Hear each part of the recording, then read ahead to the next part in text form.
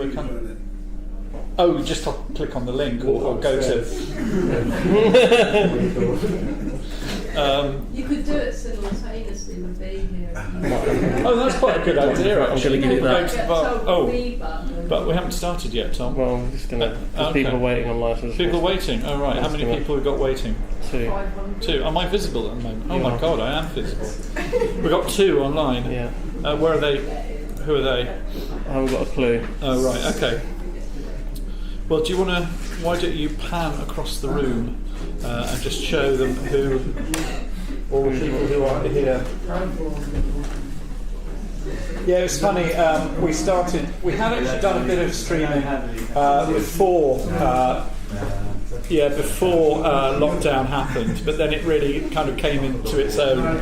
And okay, I might put this down. It's frightening me.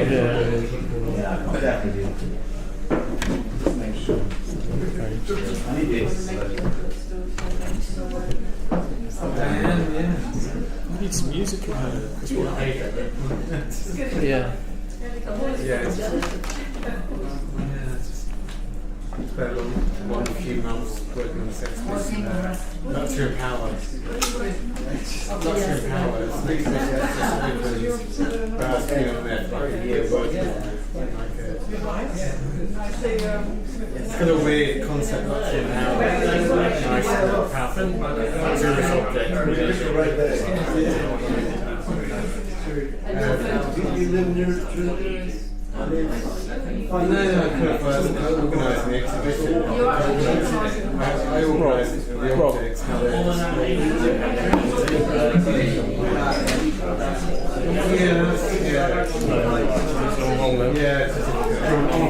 No, that's right for now. Something, just check something.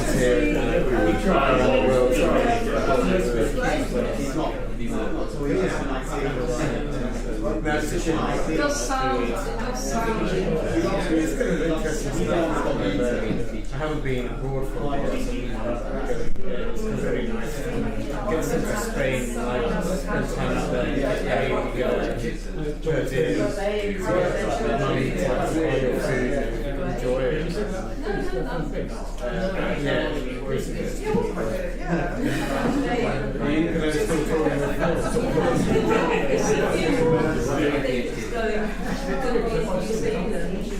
Yeah, she's soonish.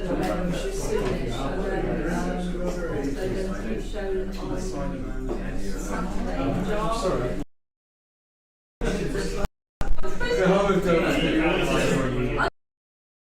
Yeah, that's sure. Yeah, I thought maybe if I just say like, we're just doing like pairs, so I can introduce the coming pair, and then after it plays, I can say a bit more about it. Sure.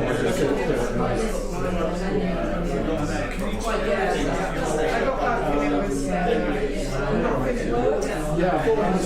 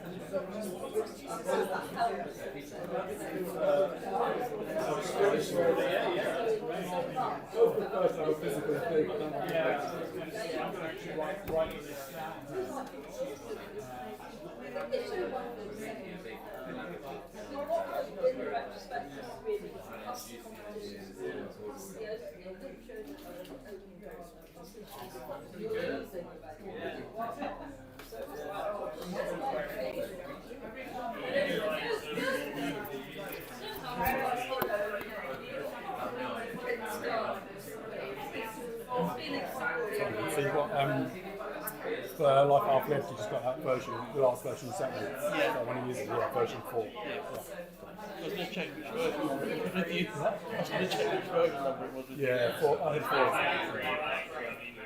It's only about 7 hours.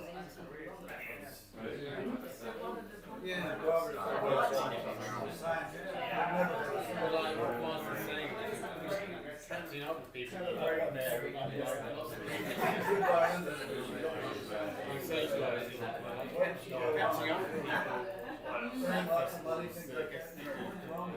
Meeting people,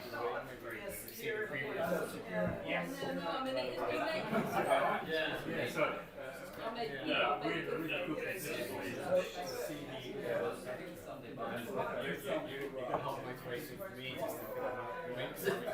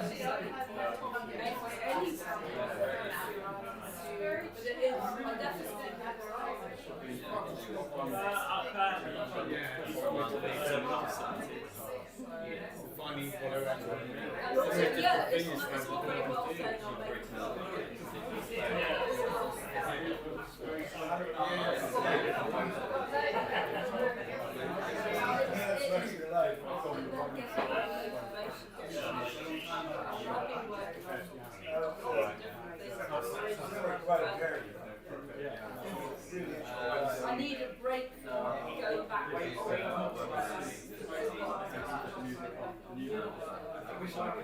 Yeah, that is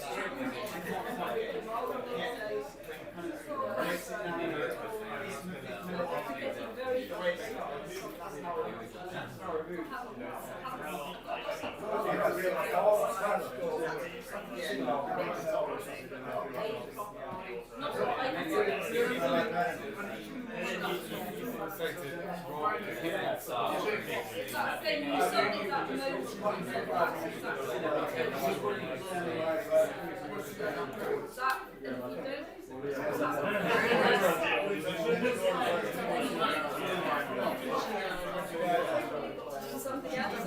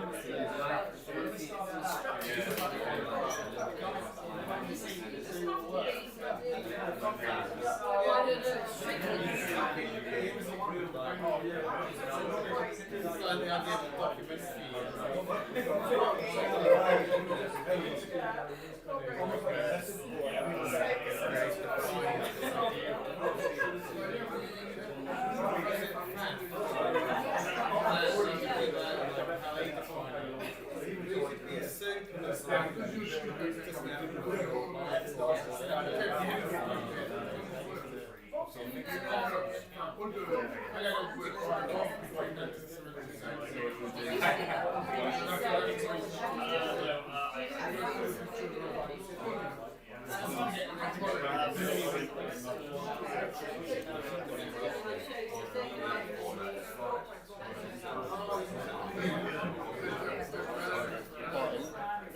you start, give me 20 seconds and I'll run the intro thing. Wait, let's start, give me 20 seconds.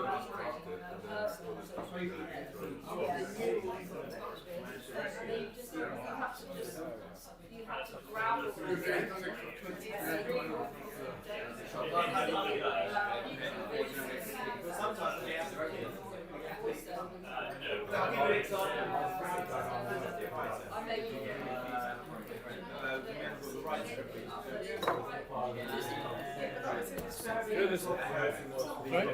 No, just talking to myself. It's going to be problematic if I leave on here.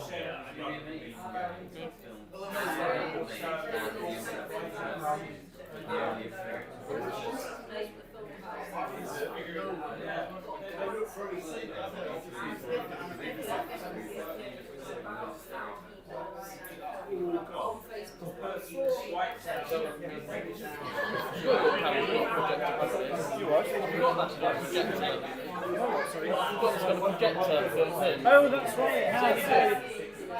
It's good enough, you know. It shows a lower res version, it's a simultaneous HD and kind of 720.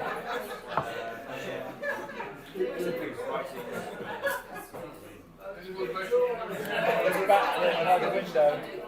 Sorry? It's backlit by the window. Rob's backlit by the window, so.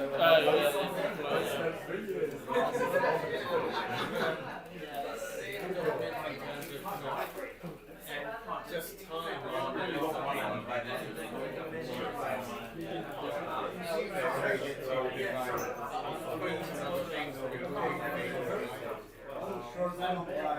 Things do change.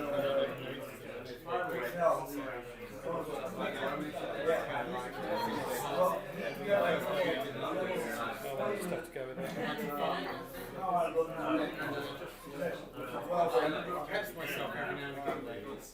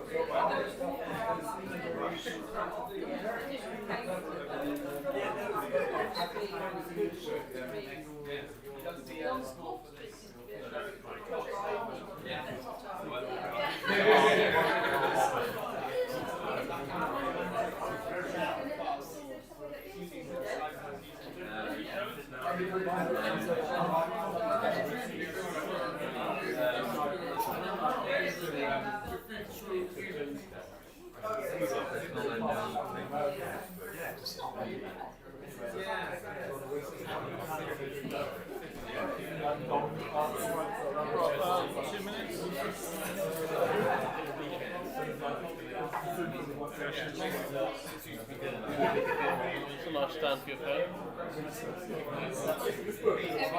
Again, it's not a very expensive one.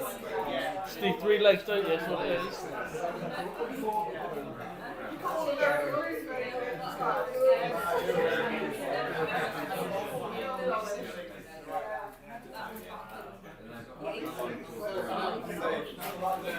If you want to get a drink before we start, can you go and do that now? And then we'll kick off in a couple of minutes. Emma, you're looking at me. You work. You told them to do that. Still a viable. It works. Anyway. They're playing to redo where I look at the screen. Okay, yeah. So they did before.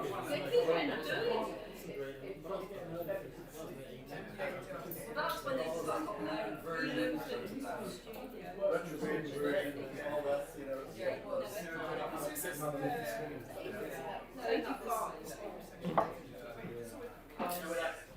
when they put the booths in here, so like you could, so if you're sat at the TV on the screen like that, it was really, that was the worst layout.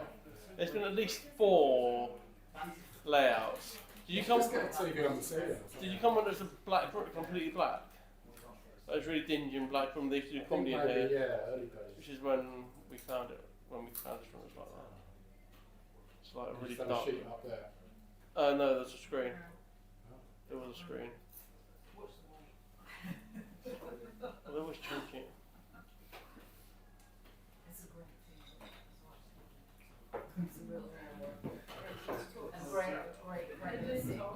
Did you? Just I feel tired all the time. I don't know whether it's just having had COVID for a second or third time. Yeah. Your family situation. For the first time in about 2 years, I've actually got a nearly normal amount of energy. Everybody is, So I've had COVID about 4 times, I think. you know, you pick one. Well, I think I've had it definitely twice, maybe 3 times.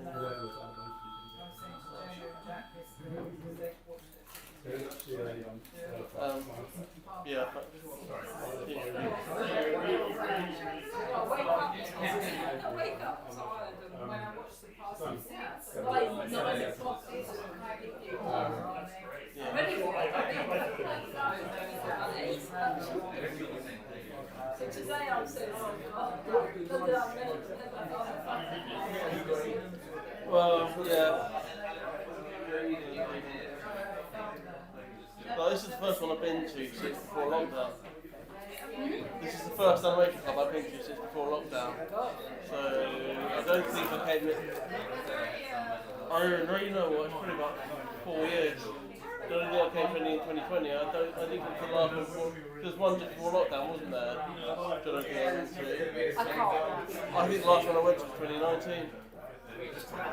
Yeah, the last animation club was about 4 years.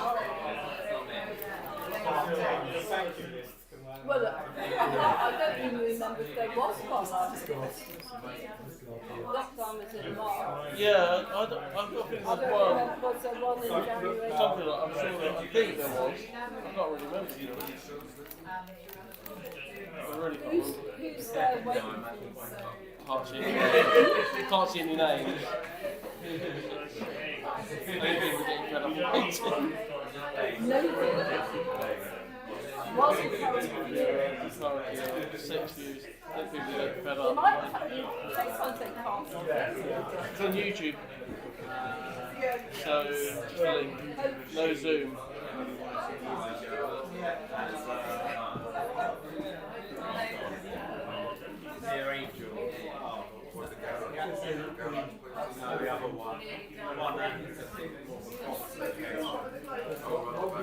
Mike, how long has that screen been up? How long have they had that screen up? Okay.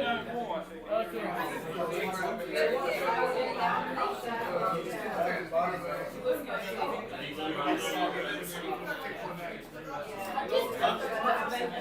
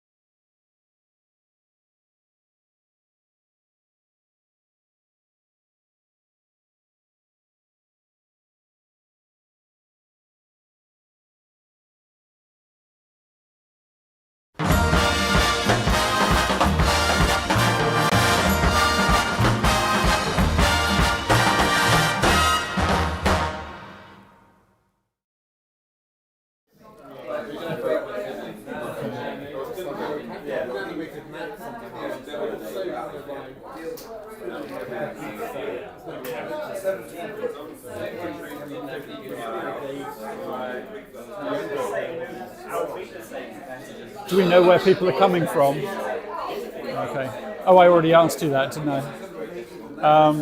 Okay. Right, thanks everyone for coming. Thanks everyone for coming. We're going to kick off now. We are live to some people across YouTube, through our YouTube channel, so that's very exciting. Maybe other people will join us during the course of the evening. Sadly only the second face-to-face event of the year so far, but I'm hoping to sort of pick that up during the course of the year and try to have a monthly one between now and December. I'm absolutely delighted that Rob Munday has joined us to be our guest this evening and to screen a variety of work. What is exceptional, of course, I had notes for this, which I've now kind of closed. There we are. Excellent. Rob has actually provided me with a screening program with each film in order, which is just amazing. I have never had that before. Isn't it? Yeah, and printed it out, which is what can I say? What can I say? Rob and Vicky have been coming since 2011. The first time you came, you showed a film called Teddy Goldblatt, which you're showing in the programme tonight. Got it, haven't I? Yeah. And I remember when you showed it, I thought not only how good it was, but how jealous I was the fact that you got funding to make it. Very, very small of it. It didn't look like small funding; it looked like some considerable backing. I was very impressed. But Rob and Vicky have been coming since 2011 constantly. I think you've scarcely missed an episode since then. It's good, isn't it? Yeah, I'm very, very impressed. And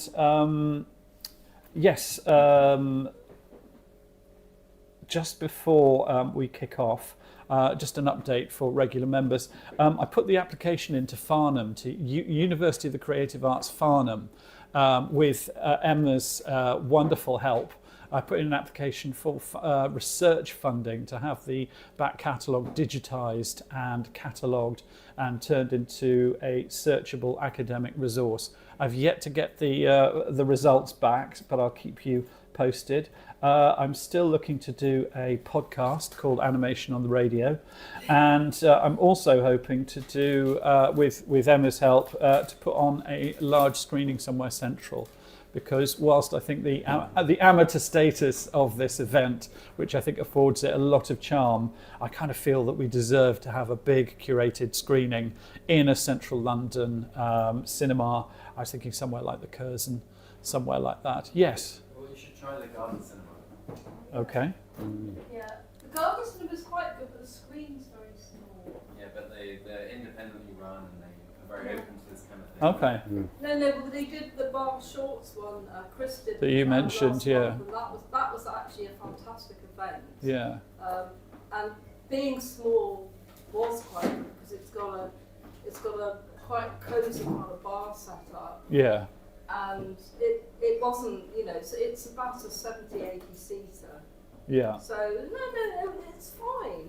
Obviously, if you want like a really big screen, you wouldn't choose that. But I think they are quite conducive. I think we could probably get a deal though. Well, that would be good. Yeah, we should talk about this.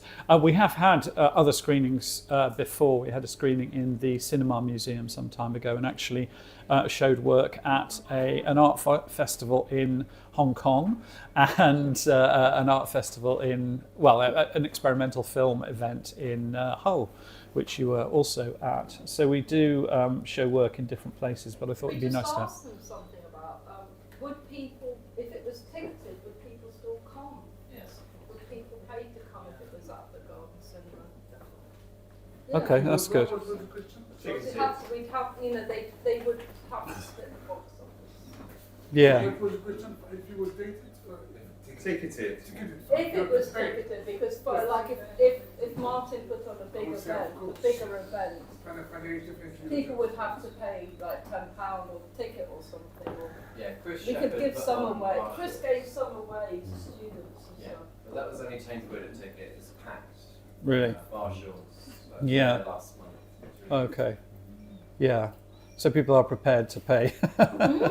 People are prepared to pay. How about £15? Would you be prepared to pay £15? 15's a bit much. Okay, so 12. Would people go for 12? Discount for students. Discount for students, yes.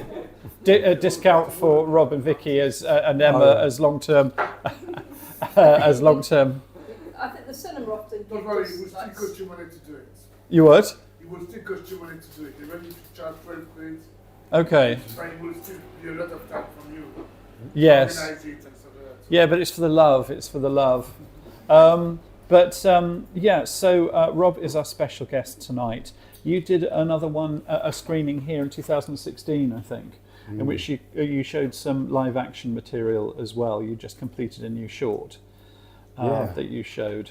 What I'm hoping to get Rob to talk about is the kind of twin prongs of your creative output.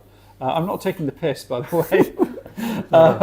Rob makes films of kind of varying styles, a lot of experimental work, and also some comic elements, but also you write plays, don't you, Rob? Yeah, I write just various things: poems, film scripts, plays, different mix of stuff. So yeah, the films that are going to be on tonight is sort of split into two halves. The first half is more of basically the non-dialogue stuff. So that's either more experimental things or silly but without dialogue. And then the second half is stuff with some sort of dialogue and a couple of live action things put in there as well. But yeah, so it's got the mix.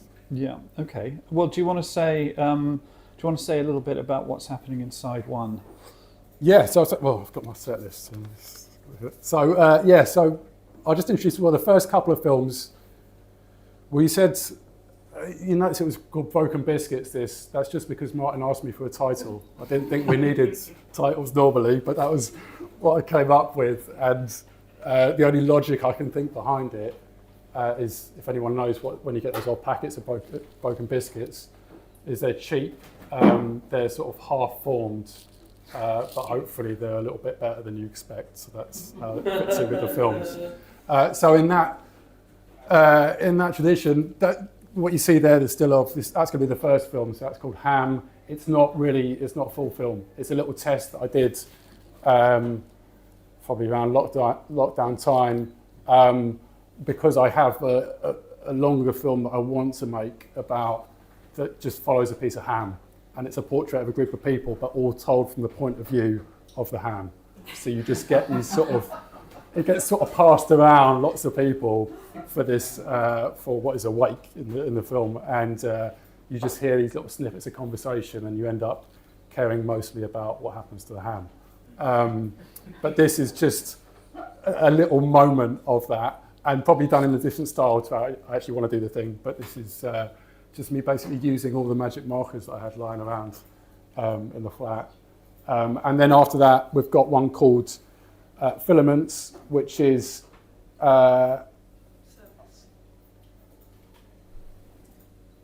is that the order, Mike? Yeah. Oh, okay. Well, sorry, I've got what different. I've Yeah, got. no, sorry.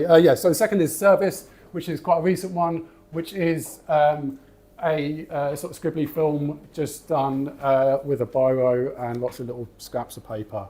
So there's two super short ones, so we can watch them, and then I can chat about the other one. Okay.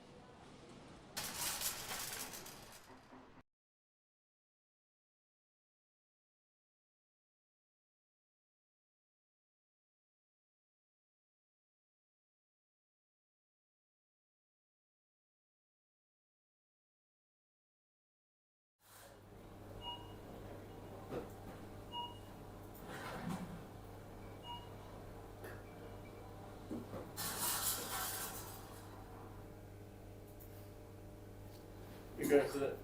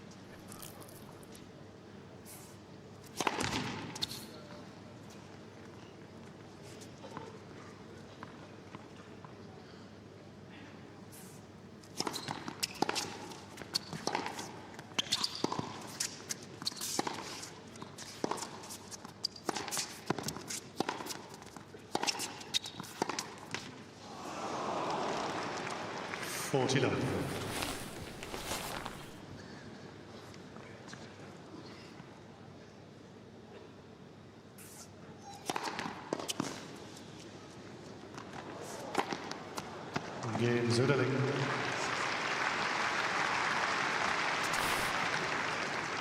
Söderling leads 3 games to 2.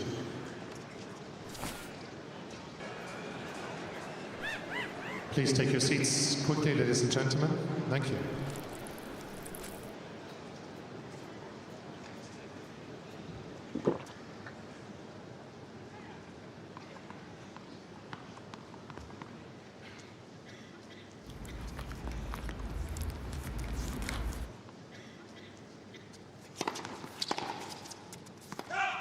Love.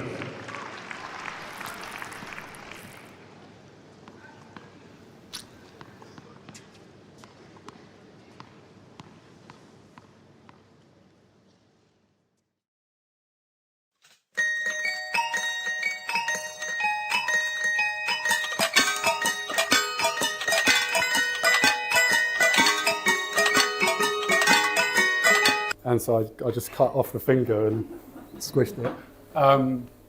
And service, that's just basically from particularly Rafa Nadal.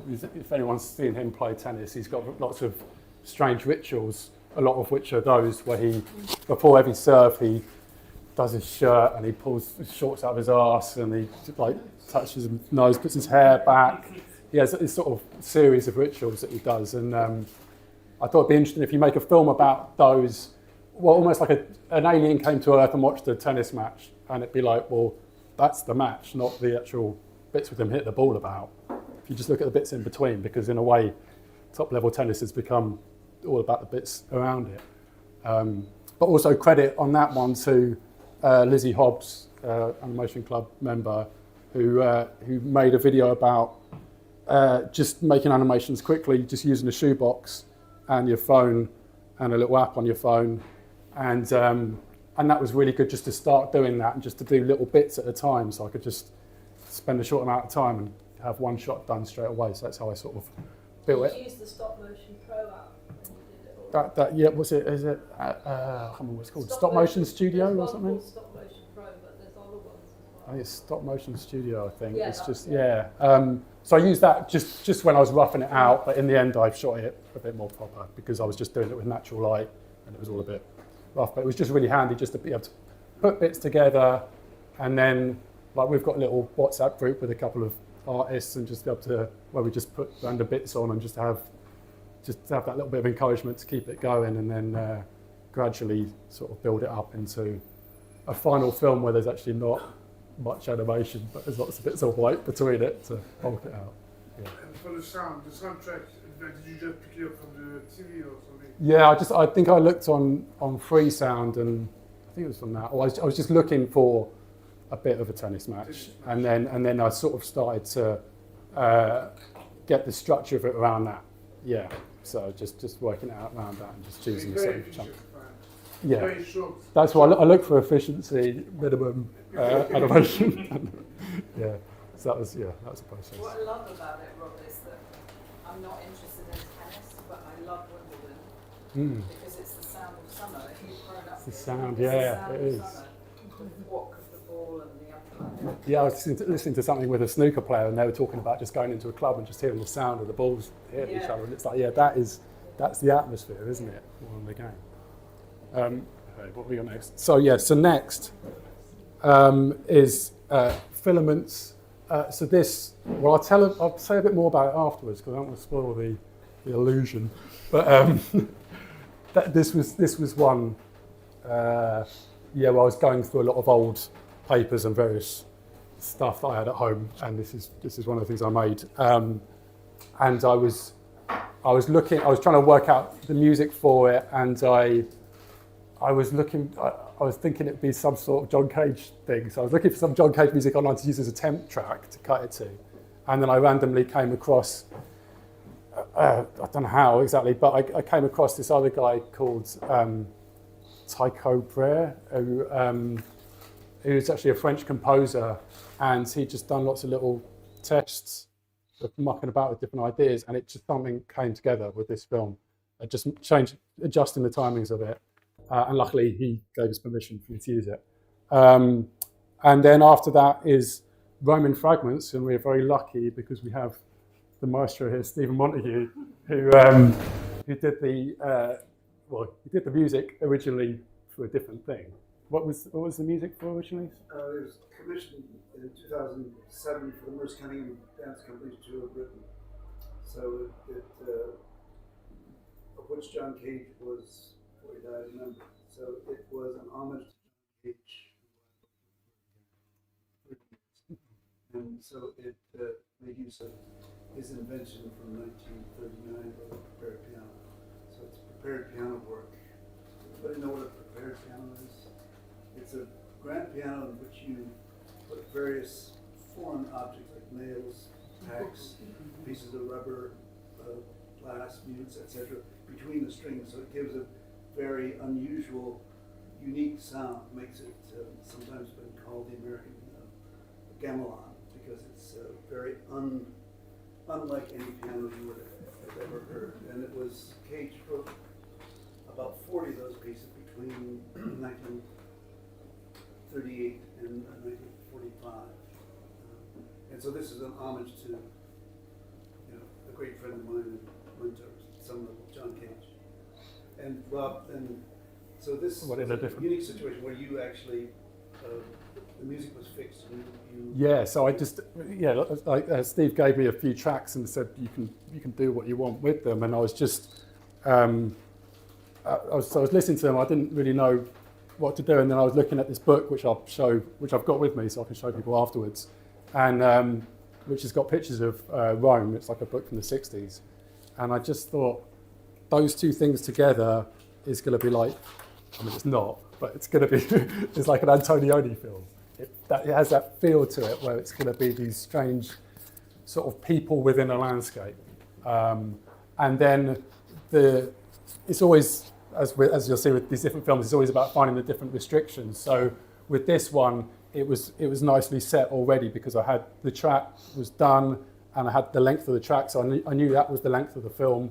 And I knew I was only going to use images that I could get out of this, from very close-up images out of this book. And I was just going to do cutting. There wasn't going to be any dissolves or anything like that. So those were my sort of restrictions. So then it was about building up, as with some of the other films tonight, building up little mini sequences and trying to work out within them what works and what doesn't, and then slowly constructing it so it would work with the music and working out the certain very unusual timings of the music to sort of try and dig into all these sort of very quick cuts. So that was the process with that. Yep. Okay.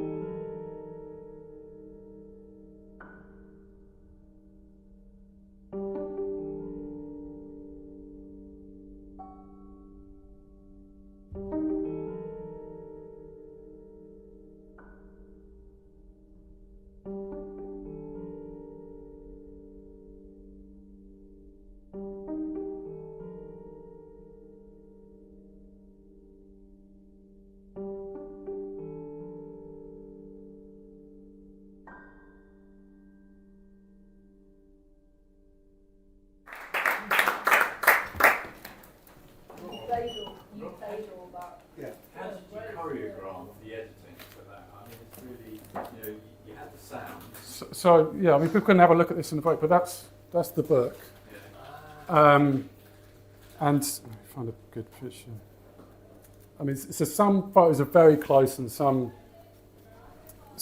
basically it was like a series of mini sequences that I was trying to build up. So, and each sequence, it's like a certain little passage of the music, like a few seconds, will all be based within one photo. So you can't see, but there's a photo there which is the cars and the people walking along, and there'd be like about, I don't know, 7 shots within that.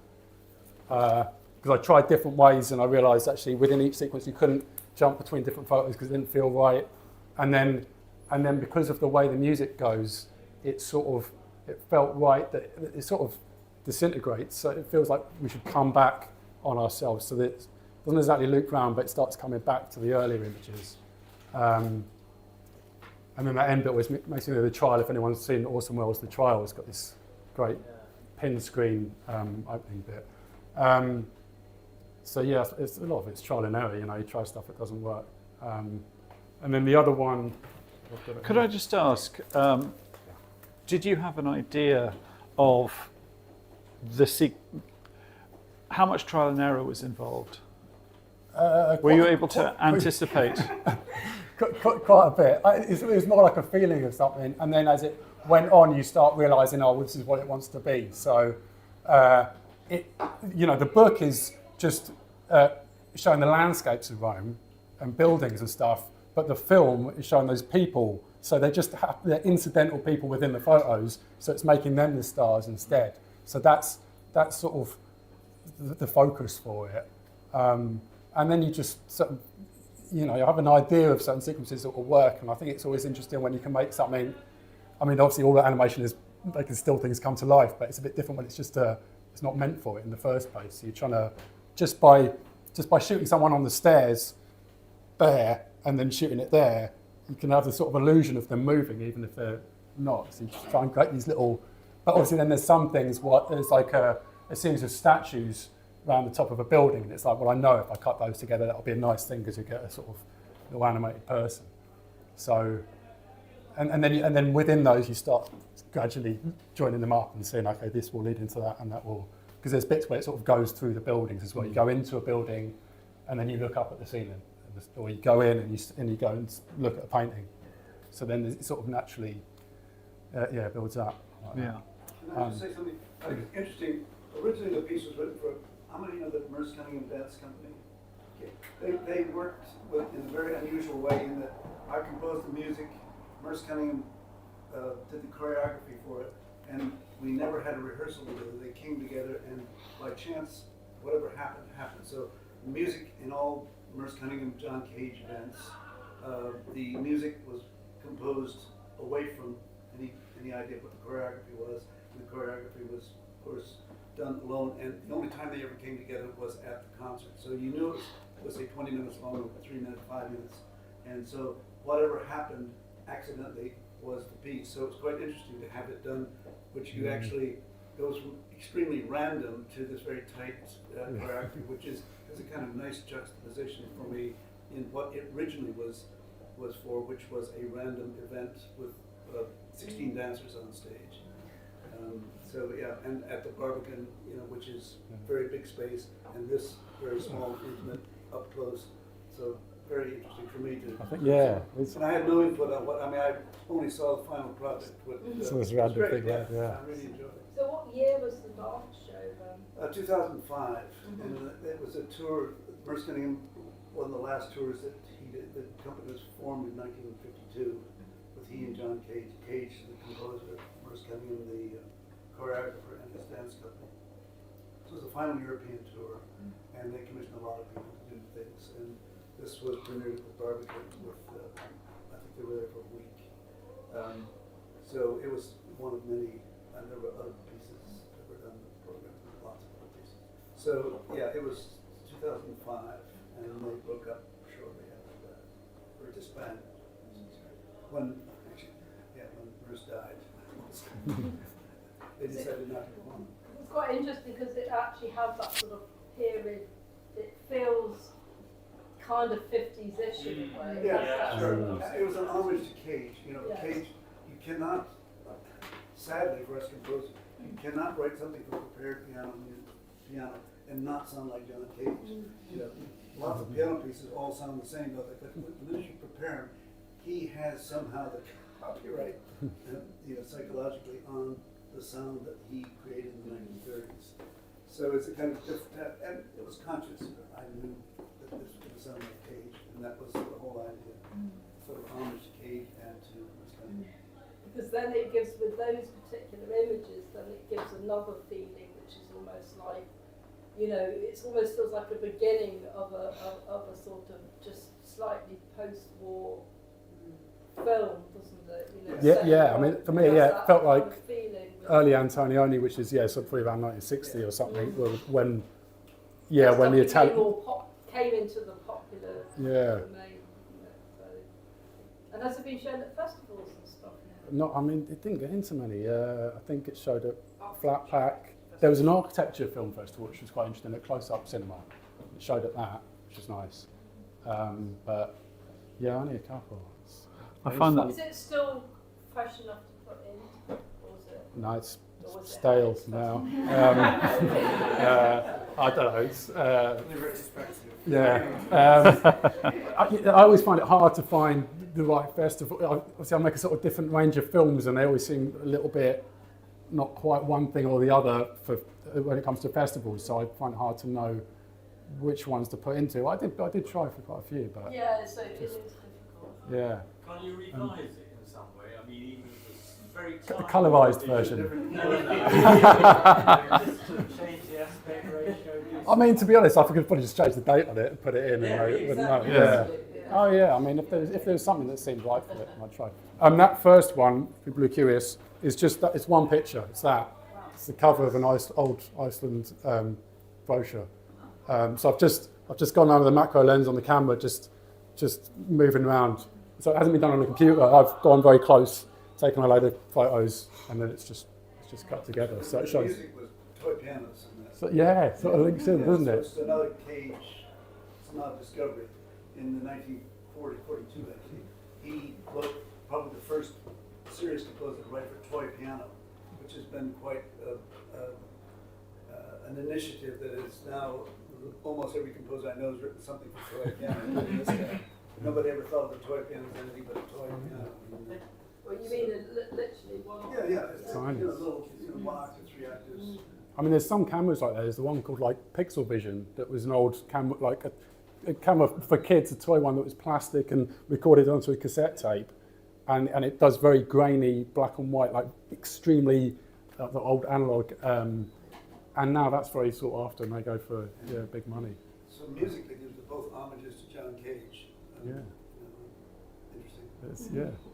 They sort of go together. 1960s Antonioni, sort of the kind of post-neorealist Italian cinema, sort of. Well, I mean, because you get a lot of his stuff. If people have seen his work, there's a lot of people not saying very much, sort of lost within these beautifully composed landscapes, and there's a certain mystery going on generally. Blow up as well when he's looking into the exactly. With Blow Up, I suppose that makes even more sense for that, definitely. Even with like someone like Hitchcock as well, that sort of music. Yeah, obviously, music's a big thing, definitely. Yeah. So the last pair of this half is the first one's called Lady Moving Train Man. This is for ages. If anyone shot Super 8 film, used to send it off to Germany and get it back a couple of weeks later, which is always very exciting, in a little package. And you used to get, there's my system here, you used to get your roll of film, but then you'd get like a little receipt stub that looked like that, and it would have a few frames either side, and it might have a few frames of yours, but it might have a few frames of someone else's film as well. And I always thought, that's amazing.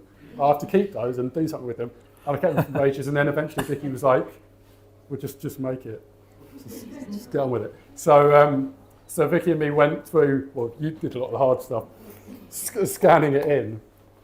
We used like a slide scanner to scan them.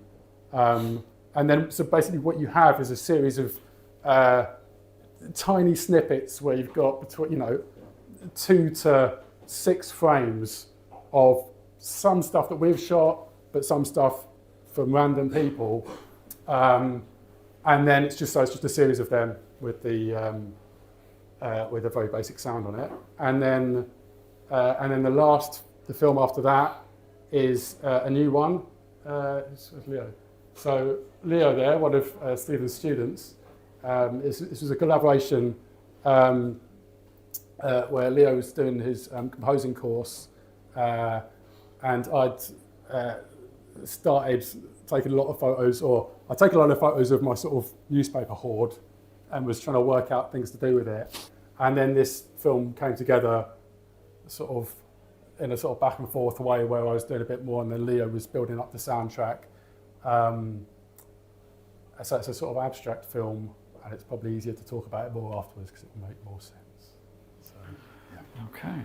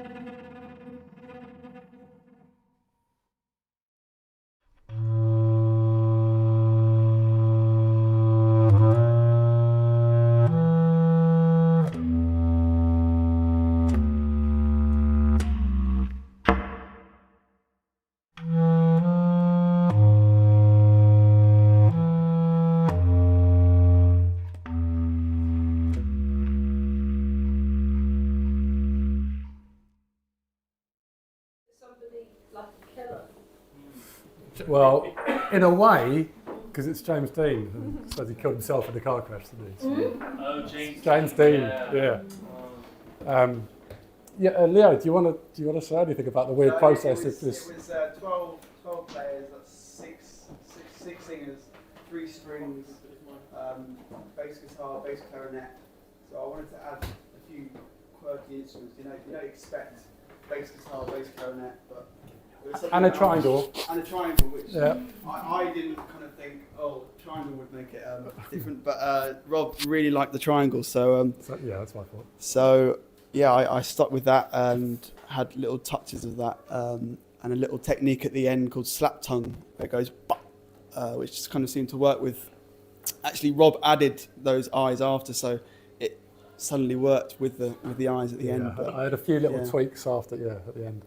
But that was for my project, my final project. Which college? Trinity Laban in Greenwich. Oh, you're at Trinity. Yeah, I've just finished last week. Is that the classical composer course?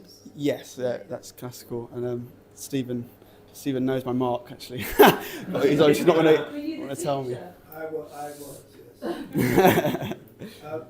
Say a little bit about how you go about working together, because that's an interesting part. I mean, mine piece was already done, so Yeah, it's just a bit of a weird one in a way because, I mean, what was great is that the film wouldn't exist without that initial meeting because I had a 1 minute tester that I'd done which had some of those sort of landscape zooms at the beginning and had I don't know if there's much stuff that's actually in the final film, but those sort of bits where I think I'd used Terry Riley or something as a temp track on it. And but it was just a little test and I didn't really know what to do with it. And then Leo, you had an initial piece that you'd done separate to seeing it, and so it was like, well, that could work. And then I had a feeling that it would be, I had a feeling for what the length of the film would be, sort of 6 to 8 minutes sort of thing. I don't know why, but and then it was gradually building it up. But it was probably it was quite a hard process in a way for Leo because I was still working on the edit when he was working on the music, so it was quite a tricky thing both ways. But the good thing was that sort of later on we got to go through it in a lot of detail to try and get it to all work together. And there's a lot of fiddly timings going on in there, and to get things to sync right up because again it's a lot of tiny mini sequences and then bigger sort of 20-second sequences, and it's trying to have those sort of different repetitions happening and variations so that works well together. And then Tom did the sound mix. So, it's great. But did you so it wasn't complete when you went into the studio to record it then? No, it was. It was then, yeah. So yeah. did you like get them to play to a click track or? Yeah, click track. Don't we fucking know it? What do you say? Don't we fucking know it? Yeah, well, The timings were really I bet they quite were. difficult. Yeah. I had a conductor who is a brilliant conductor, and the way he worked with them was he'd take the singers, because the singers, it was difficult notes sometimes, so they had to kind of be taken aside and work on that more. But he did a brilliant job, and it was all blended together in the recording. But yeah, it was difficult because you have very regular beats, like 4/4 we call it, like the time signature 4/4, just 1, 2, 3, 4. But I had to add quite a lot of 7s and 5s because otherwise it wouldn't but quite that match tends to up. happen So with animation. yeah, I worked yeah. on one thing and suddenly it went into something like 9/16. Yeah, exactly. Things like that. So. What the fuck, the 3 bars? So, But it was a challenge, and I think it came off. It just No, it's was great. hard work. Yeah. Thank you. yeah, I mean, any ideas for what festivals that would match up with? I think we should put it into LAC for the they have an art. Oh, the London one. Oh, okay. Yeah. That one. I'll give that a try. definitely. I think you could put that one into Annecy as well Yeah. for That'd be- next year. Yeah. London Short Film Festival as well. So which one? London Short Film Festival. Oh yeah, I've got a good record with them, so that Yeah, definitely put it for them. Yeah. definitely. Yeah. But I think that because LAC has the abstract program, Yeah, and that's the thing, isn't it? It's finding. but I could see that one in Annecy. Yeah. Oh, that'd be amazing. Yeah. I think you just got to stick them into all the ones you don't have to pay for. Yeah. So the images are So during lockdown, I was going through this hoard of papers that I built up, and as part of going through it and chucking away some stuff, I was taking photos that I thought could maybe be animated. So obviously the obvious one is like taking loads of dates because I know that's going to cut together. But then you've got stuff like the leggings in the advert. Like I knew if I took photos of them, that would cut together and animate. So all the pictures are me just hovering over it with a macro lens. It's not messed with in computer. I haven't framed it after the fact.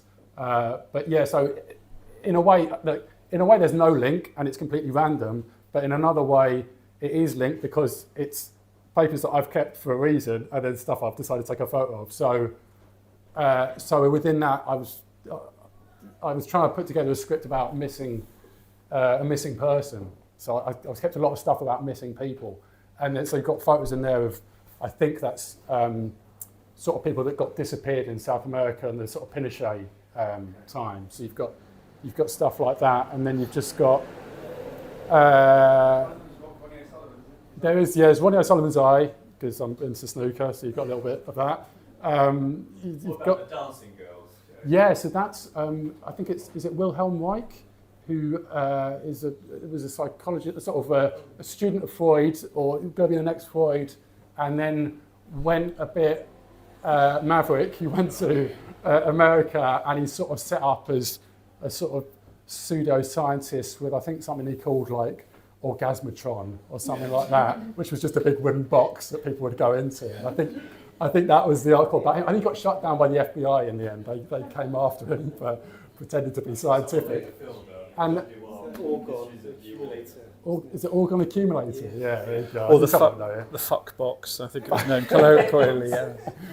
So I mean, amazing story just generally with him. So it's one of those things where you keep an article and then you realise that 20 years ago you kept an article about the same sort of person. You're like, oh, it would be. Or yeah, that's what Vicky says. They had the whole newspaper and there was one thing in it. Some dates from the 60s? No. I'm sure I saw some. Was there? I thought you Maybe. Where did you get that from? Time travel. Yeah, so there's all. So you could, again, a bit like, I suppose, a bit like the Rome one, you could build a narrative in there if you want. And that within that one, because it was longer and abstract, and I always think with an abstract film, you really can't go over about 3 minutes because you lose people. So hopefully the gamble with this is that I felt that obviously there's Leo's music, which has got enough going on in it, and enough threads and different sort of dramatic things. And also within the piece, there's different things that develop. So there's like shapes that develops. There's these geometric shapes that go into pylons, that go into the big freeway. And there's the young people that go into the older people. And there's something else as well. There's a few different sort of strands that develop as it goes through. And each, like early on when I was talking to Leo about it, I was saying a lot of stuff that's completely useless for making a soundtrack. But I was talking stuff about like, it's like if you've had a dream and you talk about it and you can't really be specific, and then someone quizzes you about it and then you remember something more. And so it's like a series of, or even within a dream, like you're getting a bit further each time and building up details each time, but you keep on jumping back to the beginning. So you have those sort of things going through it and then building up and up and up, and then the Naked Lady release at the end. I don't know why. I think the idea of using live music added a richness to it. Kind of chiaroscuro between kind of blurred old images and the vivid, particular bass clarinet. Yeah. I think you need that kind of edge that you don't always get in the and you get that scale, don't you? That grandness. Yeah. I did one of the things I said. I want it to be big. You know, it should be sort of epic, even though it's like tiny little photos of things. You know, it is. I don't know. The title just popped in my head, but it is a, you know, time-spanning, epic thing in a way. That's how I thought of it. We've been working with the software sounds for quite a long time. Yeah. The process making it. So I was actually worried, you know, would the singer sound the same? But it was pretty close. Yeah. But and actually, it's much better, isn't it? Yeah, exactly. You know, because you've got that extra, sound. exactly that extra detail is so different, and obviously the sort of synth singing is just a completely different thing. Fees for the live instruments, Yeah. Why was it struck me that the sound quality was very much better than I normally hear, you know, from. Because I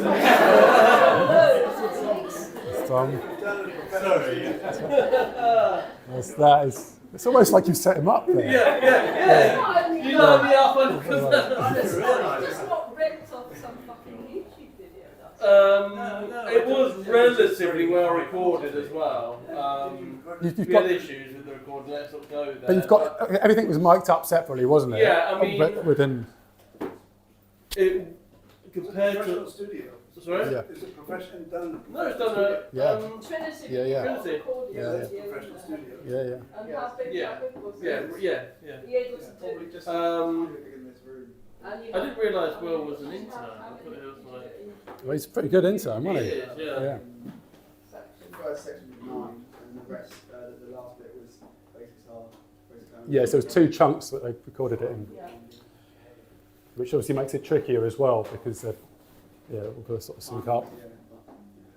Well, shall we have you done a 5.1 mix of But it? yeah, but, well, it's been prepped. So it's ready. So we need a big surround sound screening of it. Yeah, IMAX. Any Well, money I think Any money for Well, the musicians are free. no. I mean, that was the beauty of yes, one of the great things. Yeah, I mean, it was amazing to have Leo and all the musicians and the space and to the record. You know, Now, is this and a premiere then? This is the premiere. This is the premiere. I think a round of applause for that.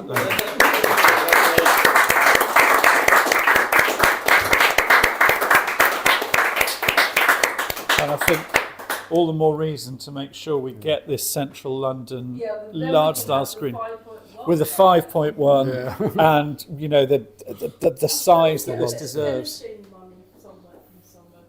Yeah. You need it. Oh, Well, just thinking to go. Well, we need to. Shall we have a break at this point? Shall we have an interval? If anyone wants to see random bits relating to the films, they're here, and I've got some free postcards and badges and stuff. So come and help yourself. Another round of applause for Rob then, I think.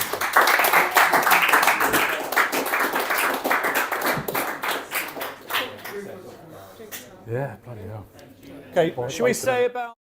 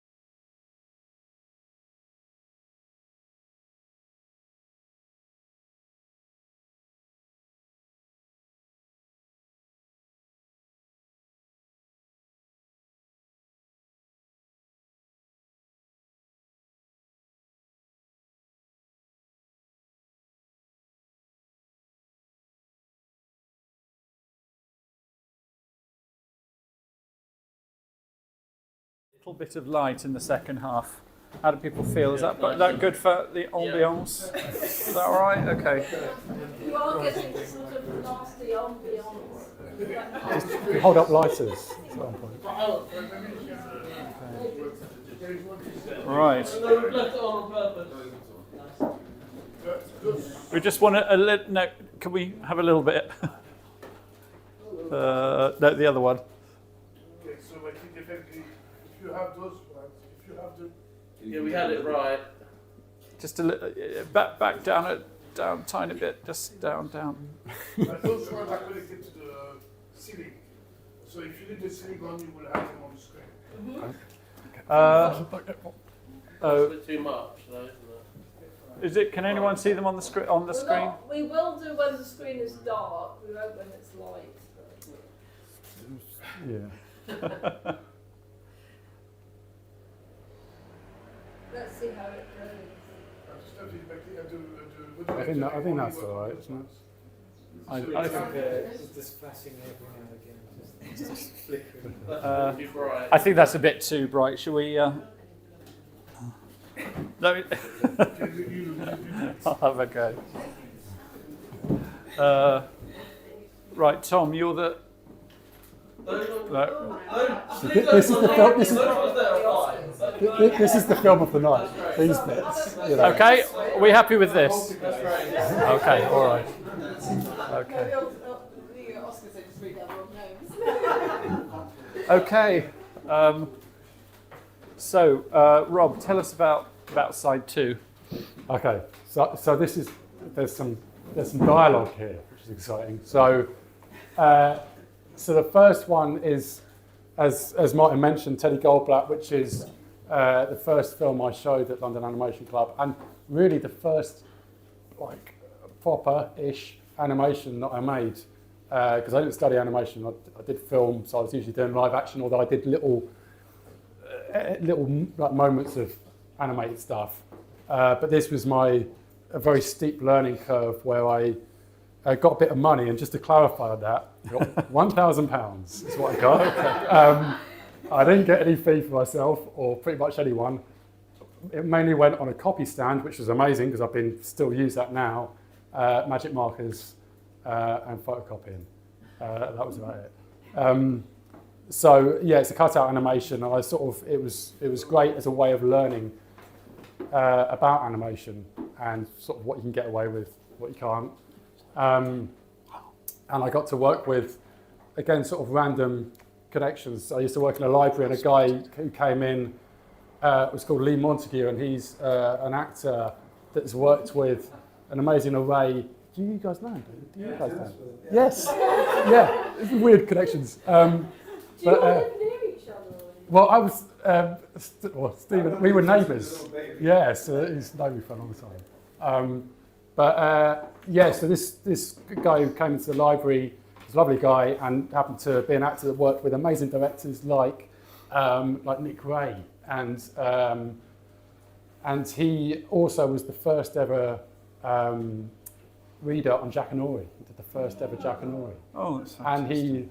Which is just perfect for this film, and he kindly agreed to do the voiceover for it. So that was amazing, and it was really just handy to have the support of the what was then the North London Film Fund. So I had a very good sort of exec producer just to sort of encourage me and keep me going with it, because it sort of took about made over a year. So we'll watch that one first, and then there's a bit of live action just to mix it up, but I can talk about that when we come to it. Shall we watch Teddy Goldblatt? Okay. Yeah.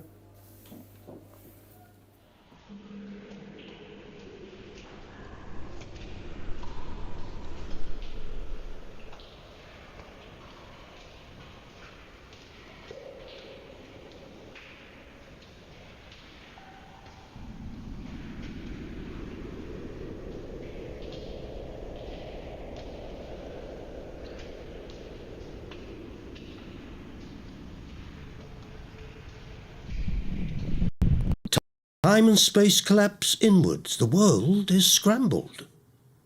Within the scramblage, a small stretch of land and water has escaped the Baba Boom. Our planet Earth is now squish-squashed like a cold pancake in need of lemon. And here is that lemon, the only surviving citrus fruit in the entire universe. A singular lemon that goes by the name of Teddy Goldblatt.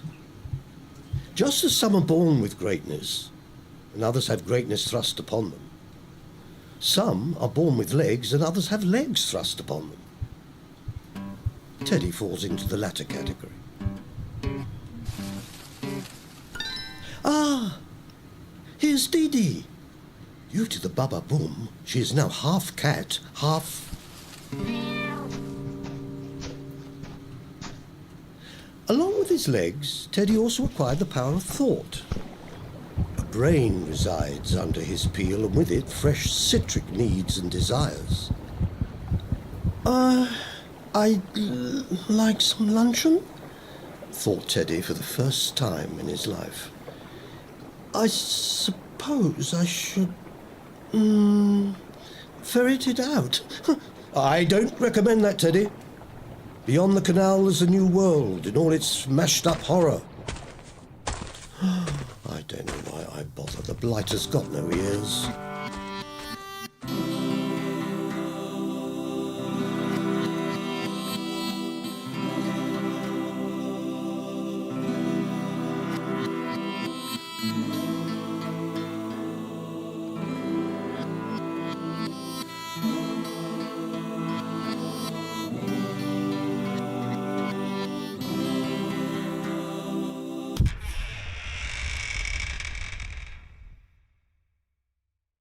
I am your emergency cream tea. Carry me with you at all times as a vital aid to dehydration, stomach cramps, and general peckishness. I contain fresh scones ×2, clotted cream, jam, knife, teapot, tea bags, teacup, teaspoon, sugar sachet for tea, pint of milk, refrigerator, miniature kettle, mains water supply. In the event of capture, dismantle kit and conceal contents in your socks. If not wearing socks, use hat. If not wearing socks or hat, then go to local clothing outlet and purchase socks and hat. That is all.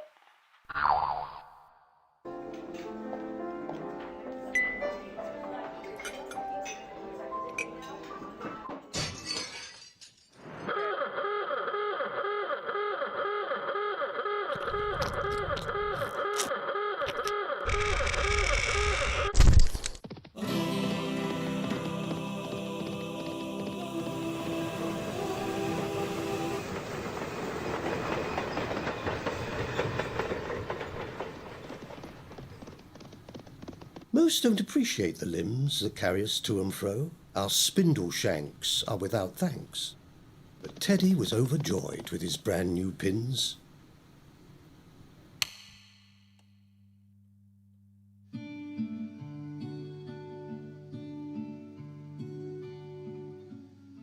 Teddy's hunger had passed. Maybe it was his lackadaisical attitude, or more likely his lack of stomach. Dee Dee was now also lacking. When she looks to her rear, she finds her rump defunct. Missing. Not there. This pleased Dee Dee. She didn't miss her toilet duties, didn't miss licking clean her bathroom pluck holes, and she certainly didn't miss being pursued by every randy Tom, Dick and Harry. She was now free of those bum notes. Lucky girl. Within Teddy's underright mind, another thought stirred. I want to make music. Music for us to dance to. Shh. There they go again.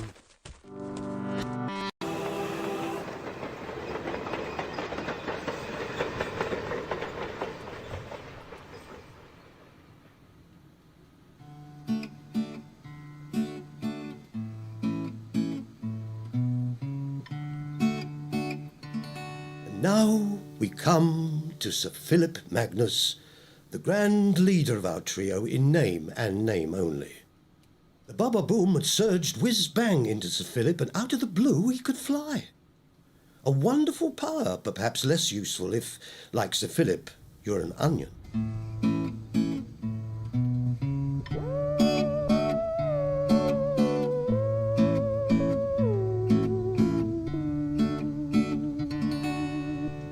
A fresh idea struck Teddy. Hey, let's us three have a race. Official champion of the world, thought Teddy.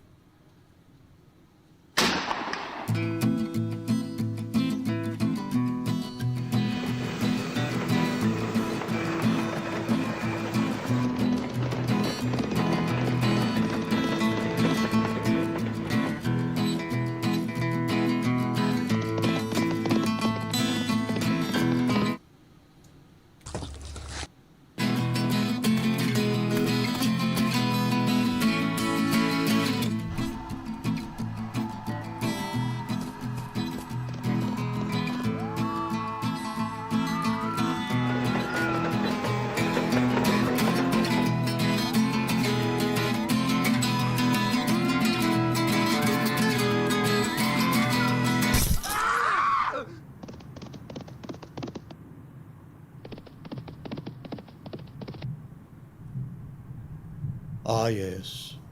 That was Sir Philip Magnus, sadly taken from this world before he'd achieved anything. Unlike Teddy, Sir Philip had no brain. There were many layers to his personality. Unfortunately, they were all onion.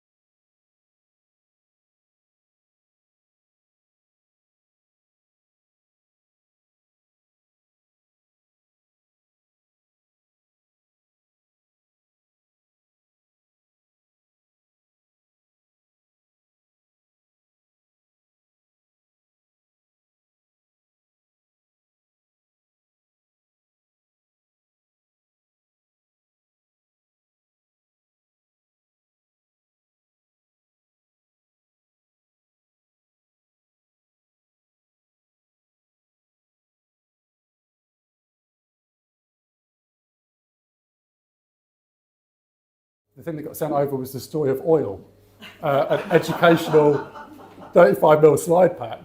And I was looking at it and I was like, these photos were amazing because they're beautiful slides, and there's something, there's a lot of beautiful craft went into those slide packs because there was just great photographers taking really good photos of very boring things sometimes, but they're great. And then, so I went to the main library in Camden, Swiss Cottage, and they were getting rid of all these slide packs, which often had a tape that would go with them. And they just said, yeah, take what you want. And so Vicky said, oh, that's great. We can store that at our house. And we can get loads of boxes of slides.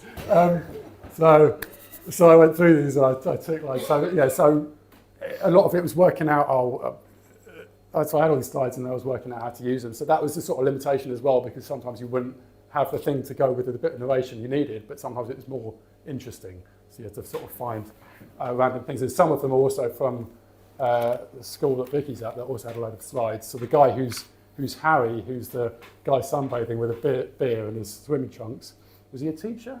He was a teacher at school. He was a teacher. So someone saw it and was like, I know it. It's like my uncle or something. So I don't know has he seen the film? I don't know if he's seen the film. Oh. Who is Sir Philip Magnus? That was the name of a school. That's what I remember. Yeah, because the reason I had that was because I had a little slide viewer, probably from you stole from school, and it had Sir Philip Magnus on the side of it.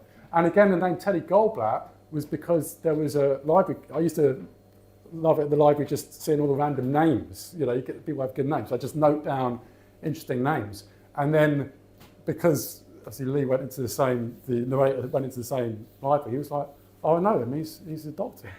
It's like, all right, don't tell him. I'll just leave that.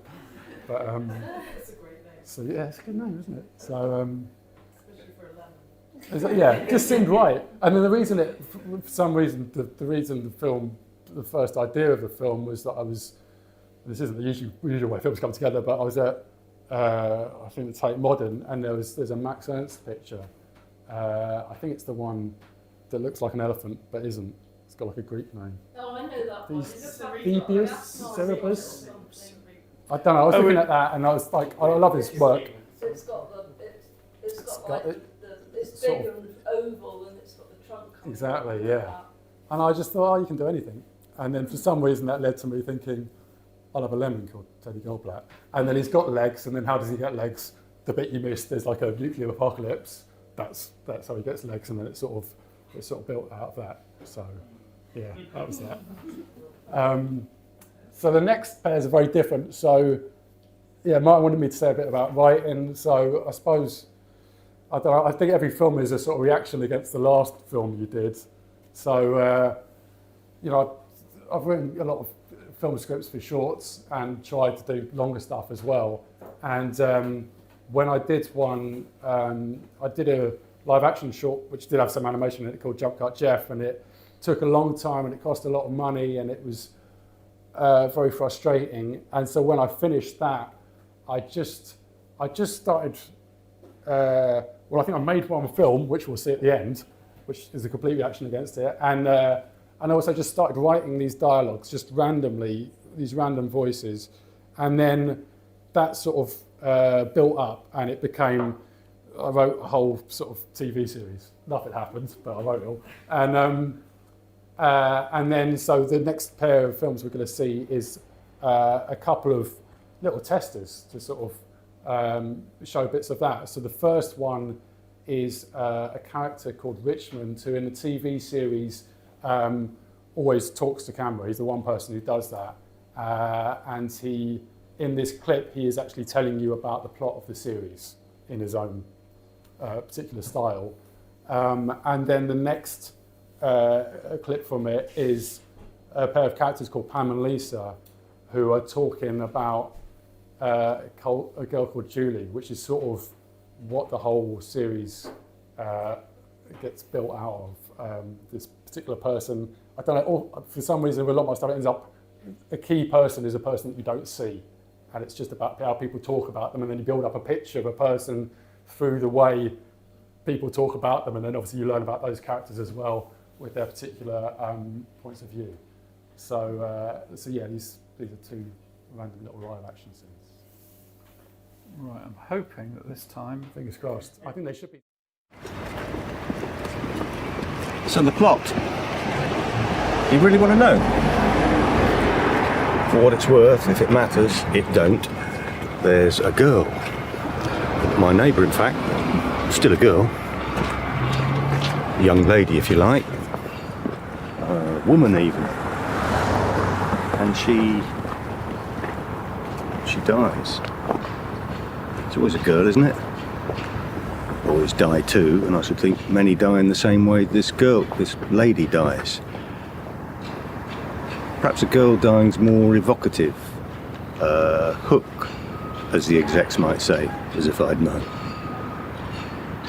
But there's no mystery. She kills herself,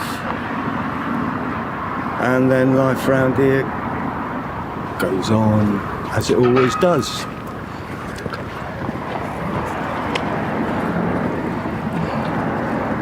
Our plots are all the same. You live, you die, things happen in between. Sometimes. There's those other plots. Plots of land. Places for people to be buried when their plots finish. I don't want to be buried.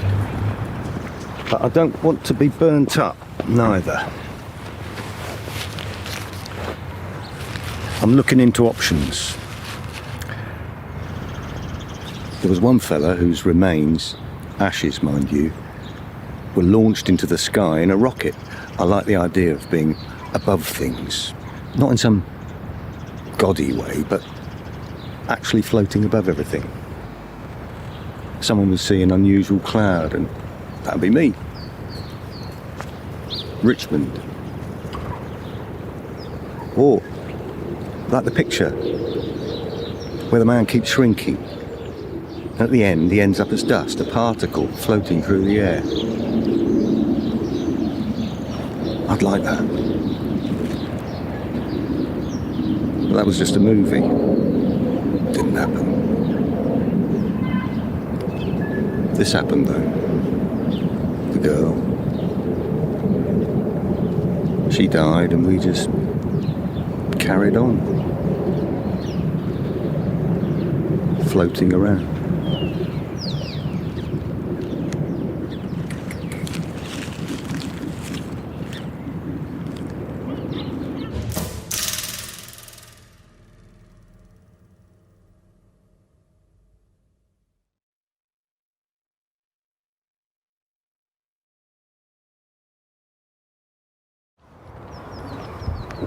How's Johnny? Oh, he's doing very well, thanks. Little Johnny? Yes, yes. He just split up with Julie. Oh, that's a shame. No, it's fantastic. Really? Yes. I always said she was a stinking bitch. Oh, yes, of course, I forgot. I always said, Johnny, Julie is a stinking bitch. And what did he say? He'd say, Mum, how can you say this right in front of her? She was there? Yes. Well, that's when the thought sprung to mind. I generally try not to think of stinking bitches, but when I see one pouring gravy right in front of me, I can hardly ignore the fact. Hardly. So he says, how can you say this right in front of her? And then she had the cheek to turn on the waterworks. Typical. That's what I said.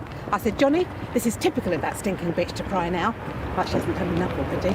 Good job you were there to alert, Johnny. Yes. Although I wish I hadn't bothered with that rhubarb crumble. That stinking bitch Julie didn't even touch it. Oh, you're fucking joking. Not even a mouthful. Oh, you ungrateful shit. So, Johnny's seen the light then? Yes. Well, sometimes things have a way of working themselves out. Well, what happened? She jumped in front of a train. Dead? After it hit her, yes. Well, that's pretty final then. That's what I said to Johnny's dad. I said there'll be no wedding bells now. It's just a shame, though. No shame for Johnny? No, for the passengers on the train. 20-minute delay because of her.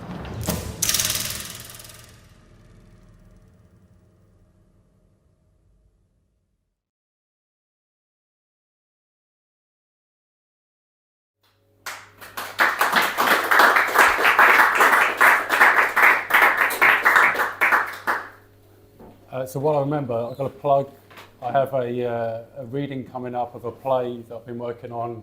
I think it's the 9th of July. It's a Sunday. It's free to attend. It's at a place called the Space Theatre on the Isle of Dogs. So if anyone is interested, please come along. It is a chance to see a play at an early stage. We'll have 6 great actors reading it, and it's a sort of chance to have it with an audience and get feedback on it, so I can sort of realise which bits work and which bits don't, and then hopefully develop it further. It's a place called the Space Theatre. Oh, it's on the Isle of... No, it's in Tower Hamlets, Isle of Dogs. So, yeah. On the sort of south side of it. So if you're in Greenwich, go north, go over the river, go under the foot tunnel, under the tunnel, take a left, walk up a bit, you'll find it. It looks like a church. Take a left out of So it's near Lime. Yeah. Is it near Limehouse? But it's in the not as posh area. So yeah, Island it's not as Gardens. far. It's basically Island Gardens and Mud Shoot. Exactly, the glamorous mud shoots area. Yeah. So so if anyone's interested, it's do come along. It's a free event, and that's a play I've been working on. So yeah, I mean, that's the thing with writing. I think it's nice when I can do something that's completely dialogue, because then it's just I like language anyway, so it's nice just mucking about with people talking, and then when I get too frustrated with that, I can just make a weird abstract animation with no people talking, and I just want to be alone, take some little close photos, and make something myself. So why are they called Rabbit Rabbit? Yeah. It's a lot of talk, isn't it? Yeah. Rabbit Rabbit. I think it was called Rhubarb Rhubarb at one point, because isn't that what extras? That was always the thing that apparently extras say Rhubarb Rhubarb in the background to make them look like they're talking. But I think maybe there was an old Eric Sykes thing called Rhubarb Rhubarb, so that put me off it. But anyway, that made for many different versions. For the final film is What Is a Man? So this was a reaction after making a live action film that cost lots of money, it took lots of time and lots of people, and so I just went, I'm going to do something with the stuff I have in the flat, with a couple of little ideas I've got, and scraps of paper, and a couple of pens, and unfortunately me doing the soundtrack of it. So, and it's short, so this is it. Stuart, do you want to thump the lights? Thanks very much.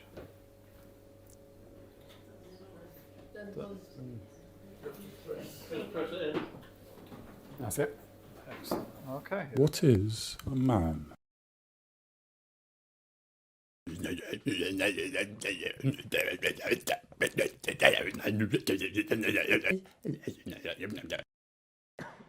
Gentlemen.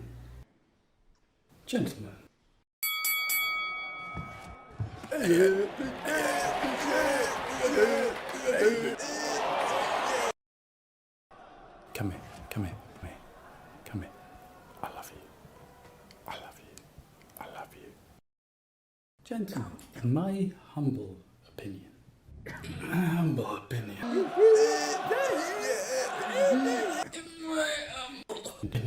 Gentlemen.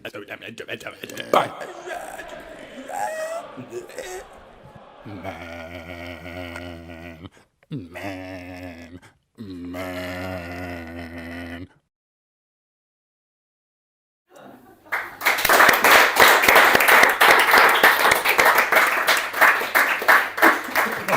I can remember recording the soundtrack to that, just standing in our front room. Just, Yes. Yeah. I watched that and I just thought, more! I want more! More!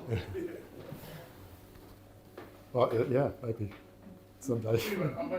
I've got a sort of informal series of. I had a sort of dream of doing a series called Ask an Animator, and where you'd have so in a way the one called Service would be what is tennis would be the question. So it'd be like a series of just normal questions with very stupid answers that were animated. So there's what is a man? I've got how a sausage is made is another one that a couple of people here might have seen, which is also stupid. So I thought that'd be like perfect kids series. It'd be great, wouldn't it? And lots of fun to do. So it's sort of a random selection of those.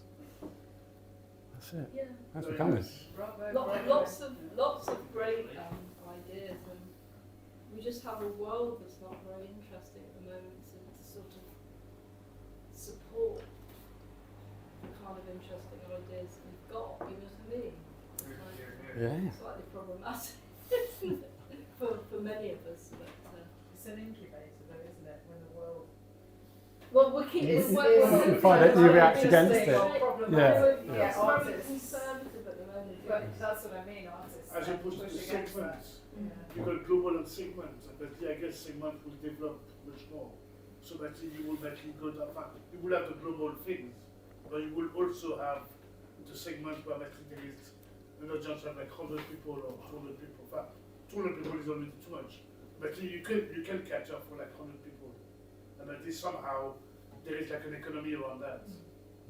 But you cannot say that like anything is dead. Yeah, I know. I'm just saying Everything is dead because there is only it's just at the moment it's very, you know, that would be a great idea for a series, but it's like, It's not the you know, it has industry, to be, isn't there? you know, it's like to get someone The artist struggles. to get But there is still more artists money living to of their make art it. now than there was like 100 years ago. I mean, the nice thing is, you know, it's easier to make stuff now. You know, like I don't have to use. Although I love shooting on film, I shot a lot of stuff on film, but I don't have to pay to shoot something on 16mm or animate something on 16mm, which sounds like a nightmare. And all the costs involved in that, I can make something for a couple of quid, and it will be, even if it's short, it can be a sort of semi-realised thing at least. You know, so that's nice. You got idea and style, so that this is your brand. Trademark. My trademark is nobody. What's the running theme? Yes, yeah, that's the It's thing. a very distinctive language that you have, though. We're definitely in Rob Munday's world, which I really And the language like. is. There's also, I really like the kind of local aspects to some of them. That we're not just in your internal world, we're in your external world. Well, yeah, as like well. Regent's Canal, and Exactly. yeah, I think it'll feed your in, doesn't it? locality is- I think, and there's just any specific things are always good, aren't they? I think the more specific you can be, and the reason that like a lot of mainstream stuff is bland is because it just tries to take off all those edges. So it's like you just want to keep on. Yeah, I just want to have as many little weird details. Yeah. It's really great.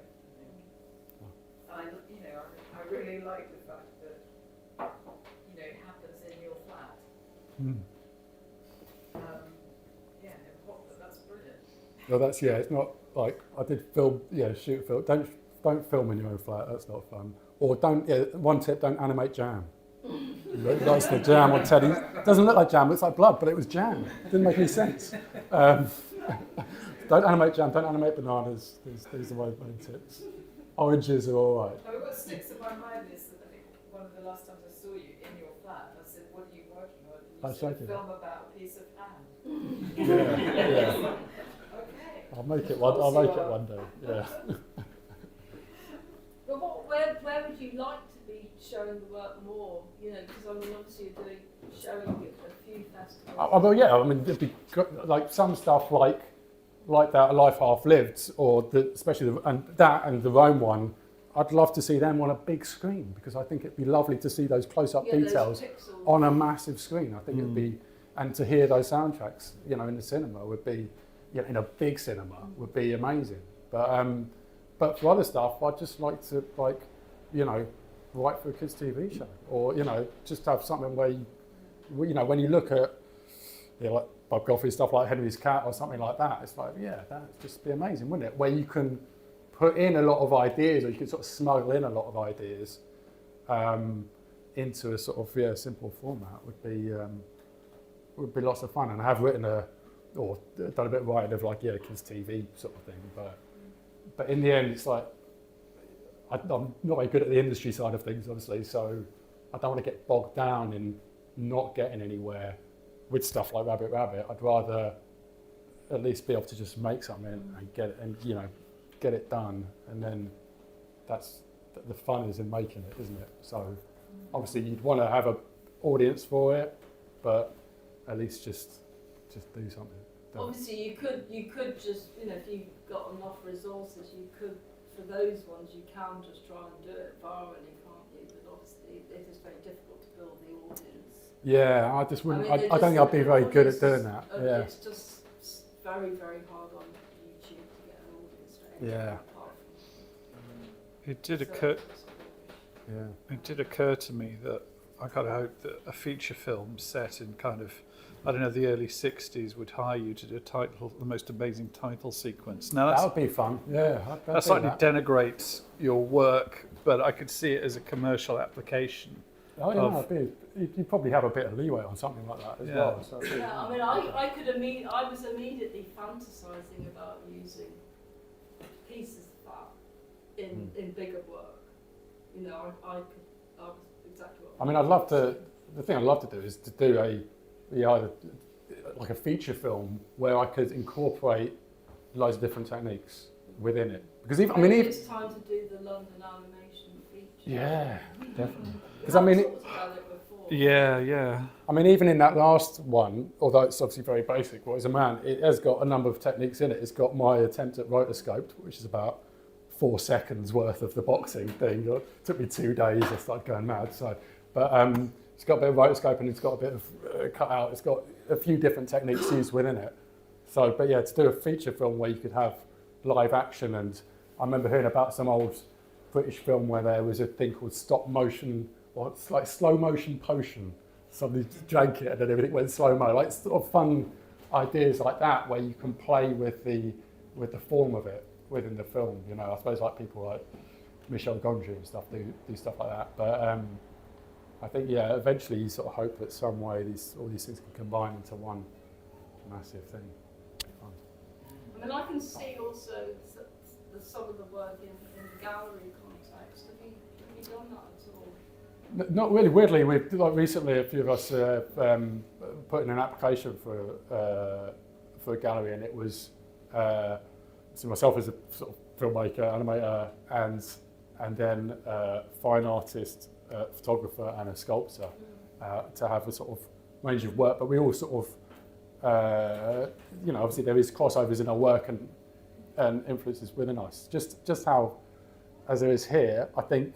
Without like Ben Fox and Stuart Pounds, some of those films either wouldn't exist or they would be different, I think, because it all feeds in and I can see the crossovers in certain work. Yeah, well, yeah. We can see your stuff in our stuff. Yeah, I mean that's the nice way, isn't it? And that's what's good about having something like this. It's so important because that is the hard thing when you're isolated. And the reason I ended up writing like a whole TV series is just because I started going to a writers group. And there was actors that could read out bits and you could take 10 pages in at a time and they could read bits and you'd get a laugh and you get one laugh and you'd be like, oh, I'll keep writing it. But without that, it was a short film that wouldn't have gone anywhere. So that's you need that. You do. I still want to make films with like Teddy Goldblatt's photocopies really, just backgrounds. Yeah, but I like that style. I mean, it always depends on the film, doesn't it? Which way you tackle it. I mean, good to see you. Thank you. Bye. Well, I hate to say it, we're going to have to give the pub its room back. So, Rob, in light of this evening and seeing your work on screen and so on, do you have any message or conclusion for us, a lesson? No. Make the stuff you want to make. Don't worry too much. The work will tell you what it wants to be. Just carry on and follow what it says. Okay. All right. Well, can we have a big round of applause for Rob?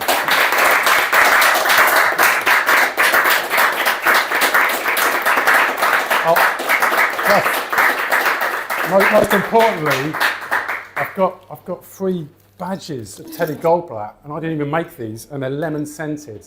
An amazing festival made these. If anyone wants a Teddy Goldblatt badge or random postcards, come up and you can Well, will you? Yeah.